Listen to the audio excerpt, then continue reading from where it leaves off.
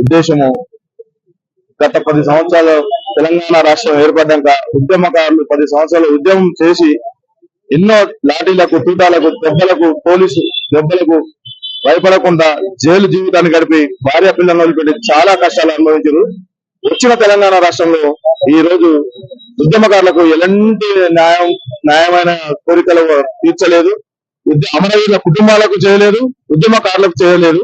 ఉద్యమకారుల డిమాండ్స్ తక్షణమే ప్రభుత్వం స్పందించి 6 గ్యారంటీల్లో 250 గజాల స్థలం ఉద్యమకారులకు ఇస్తామని చెప్పారు. దాన్ని తక్షణమే అమలు చేస్తారు. దానితో పాటు ఇంటి నిర్మాణ పూర్తి ఖర్చు బాధ్యత ప్రభుత్వమే తీసుకోవాలి.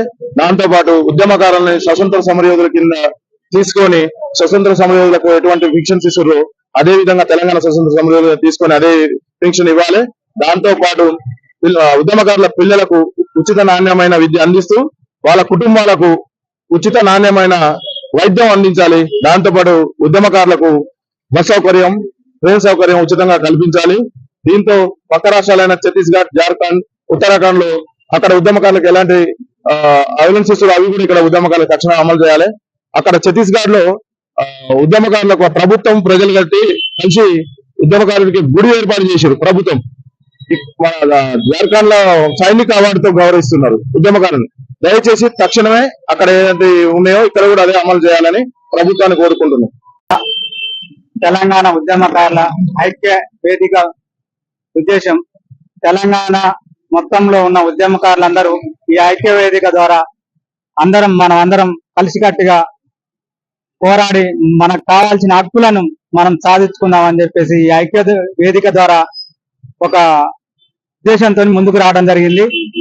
మన తెలంగాణ ఉద్యమకారులు గత 10 ఏళ్ళైనా ఇప్పుడు వచ్చిన రాష్ట్ర ప్రభుత్వం అయినా గ్యారంటీలు అని పెట్టింది అదే విధంగా ప్రభుత్వం గడుపుకోబోతుంది. కాబట్టి ఈ రాష్ట్ర ప్రభుత్వం తక్షణమే 250 గజాల జాగాని ఉద్యమకారులకు ఇస్తామని ఒక ప్రకటించింది. ఆ ప్రకటనను ఎమ్మటే అమలు చేయాలి. అంటే ఆ ఇంటి స్థలంతో పాటు ఇంటి నిర్మాణానికి అయ్యే ఖర్చుగా రాష్ట్ర ప్రభుత్వం భరాయించాలి. ఈ విధంగా జార్ఖండ్, ఛత్తీస్గఢ్ ఆ రాష్ట్రాల్లో ఏ విధంగా అయితే అమలు చేస్తున్నారో ఉద్యమకారులకు ఆ విధంగా ఇక్కడ అమలు చేయాలి. ఫస్ట్ ఆఫ్ ఆల్ తెలంగాణ ఉద్యమకారులని గుర్తించాలి. ఆ గుర్తించిన దాకా ఈ ఉద్యమం, ఈ ఐక్యవేదిక ఎంతవరకైనా సిద్ధంగా పోరాడుతుందని, ఇది సాధించిన దాకా ఈ ఉద్యమకారులు నిరంతరం పోరాటం చేస్తారని కోరుకుంటున్నాను.